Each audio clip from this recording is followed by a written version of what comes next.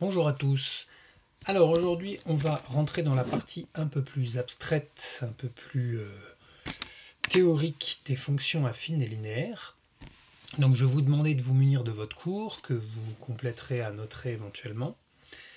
Et puis on va essayer d'expliquer tout ça et ensuite de faire quelques petits exercices pour s'entraîner à ça. Alors, on va regarder ensemble, je vous rappelle que hier on a vu deux types de fonctions dont les représentations étaient des droites, dont à chaque fois les accroissements étaient proportionnels, mais les fonctions n'étaient pas tout le temps des fonctions qui représentaient des situations de proportionnalité. Alors, les fonctions, on l'a déjà vu, il y a plusieurs registres de représentation. Il y a le registre algébrique, la formule, il y a le registre graphique, le graphique, et puis il y a ce que fait la fonction, donc on peut le dire en registre de langue française par exemple, ou un tableau de valeurs. Alors, on va essayer de revoir ce que c'est que ces histoires de fonctions. Donc, j'ai ici mis un peu en vrac certaines choses que je vais remettre en ordre au fur et à mesure de la vidéo. Si vous vous rappelez, la fonction, on avait vu que une fonction, c'est une espèce de boîte, quelque chose qui va transformer un nombre, en général qu'on appelle x, en un autre nombre. Alors on l'écrit f parenthèse x, on dit f de x, en fait c'est la fonction de x. On peut écrire des fois que c'est un nombre y, mais en fait ça c'est pour signifier que on applique f sur x et ça donne un nouveau nombre. Voilà.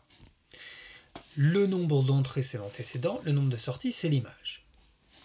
Si maintenant on dit qu'on va s'intéresser à des fonctions affines f, qu'est-ce que c'est que ces fonctions affines? En fait, elles sont composées de deux choses. Une partie linéaire et une partie constante. La partie linéaire, donc celle-ci, qu'on va mettre en bleu, c'est la première chose qu'on va appliquer à x. On va lui appliquer en fait une partie proportionnelle, c'est-à-dire qu'on va multiplier x par a. En fait, là, c'est comme si on avait un fois a. Alors, on voit pas bien ce que j'ai mis. Voilà. On multiplie par a. Donc, il faut juste que je change une petite chose.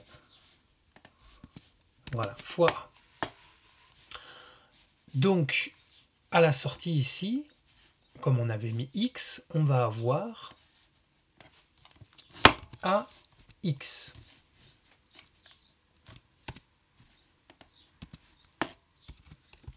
A fois x. Décidément, j'arrive pas à faire. Voilà. Ensuite, ça c'est donc la partie proportionnelle. Ensuite, on va lui mettre une partie constante qu'on va rajouter. Cette partie constante, donc cette fois-ci, c'est je vais rajouter un nombre et on va l'appeler ici le nombre b. Donc on va rajouter plus b.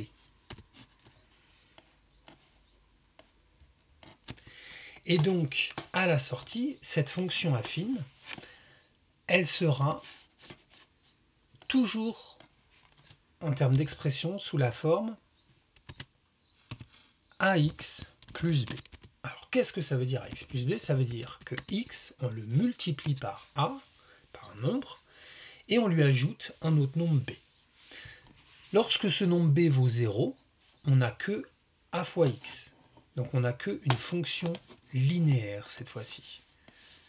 C'est juste une fonction où on multiplie le nombre par un autre. Donc c'est une fonction qui représente une situation de proportionnalité.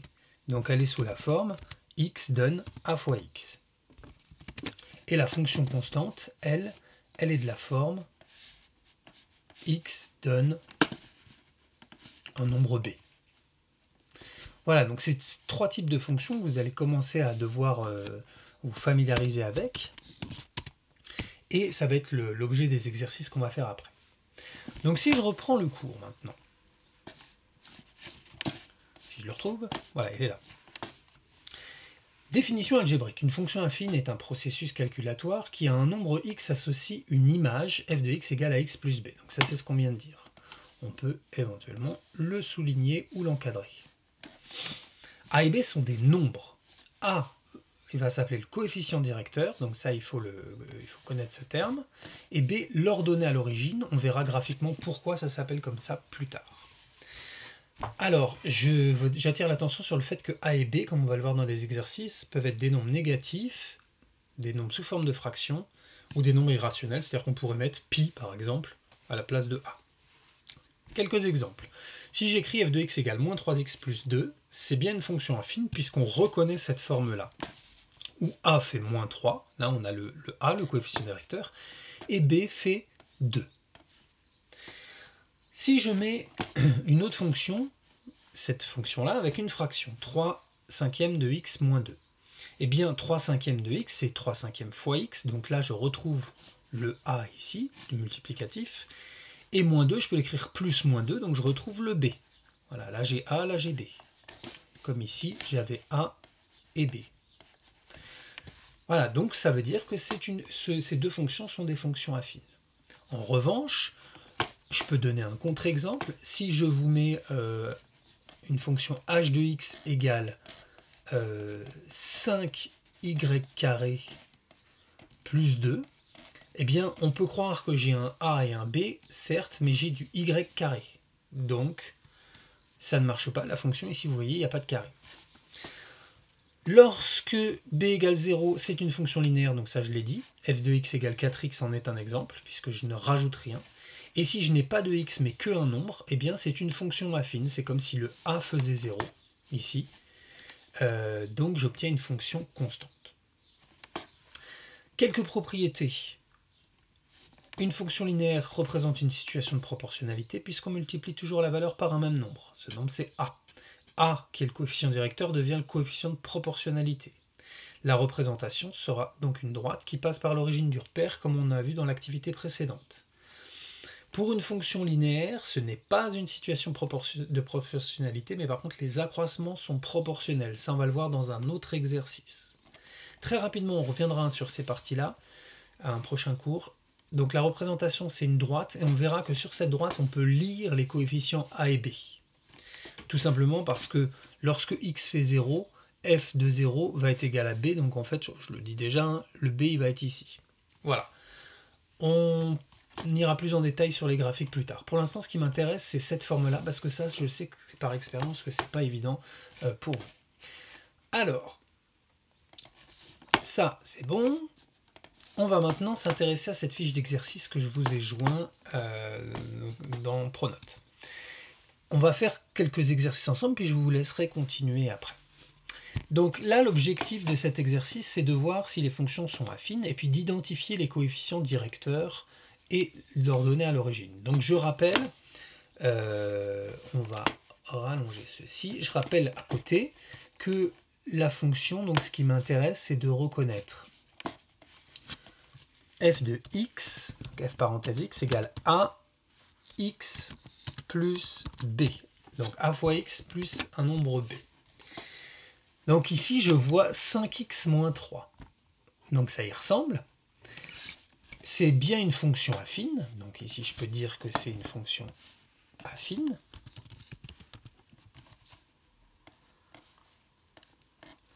Le coefficient directeur, c'est ce qui multiplie x. Donc ici, c'est 5. Et l'ordonnée à l'origine, attention, ce n'est pas 3, mais moins 3, puisque j'ai plus b, donc je dois prendre en compte les signes. La fonction moins 7, on ne voit pas de x, donc on a envie de dire « Ah, bah, c'est pas une fonction affine », mais si, c'est simplement une fonction affine pour laquelle a égale 0. Donc vous pouvez mettre soit affine, soit, si on veut être plus précis, une fonction constante, comme on l'a vu dans le cours. On va essayer là, du coup, d'être un peu plus précis. Donc c'est une fonction constante, le coefficient directeur fait 0, et l'ordonnée à l'origine fait moins 7. Là j'ai 2x, donc c'est pareil, on se dit j'ai pas le plus b, oui mais si, c'est simplement que b fait 0, donc c'est soit on peut écrire que c'est une fonction affine, soit que c'est une fonction linéaire, avec un coefficient directeur de valeur 2, et 0 comme ordonnée à l'origine. Alors là, pour l'exercice suivant, on va vous demander l'inverse. la fonction constante, essayer de déterminer du coup l'expression ici que ça va donner. Et on va faire pour la constante, et puis après je vous laisserai faire le reste, et essayer d'identifier chaque chose.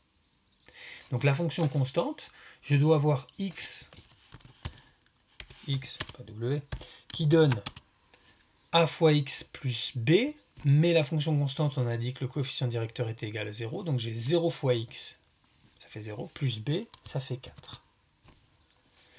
Donc ici, je peux rajouter que c'est 0. Voilà, je vais vous laisser pour la prochaine fois faire le reste. Vous essaierez ensuite de faire les exercices suivants aussi.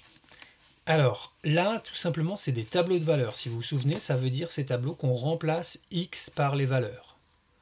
Donc, on va faire les premiers pour la fonction f de x. Hein.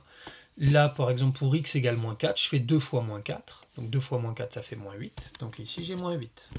Ensuite, je fais 2 fois moins 3, ça fait moins 6. Etc. Je vous laisse continuer. On fait juste pour g de x le début. X égale moins 4. Donc moins 3 fois moins 4, ça fait plus 12. Plus 1, ça fait plus 13.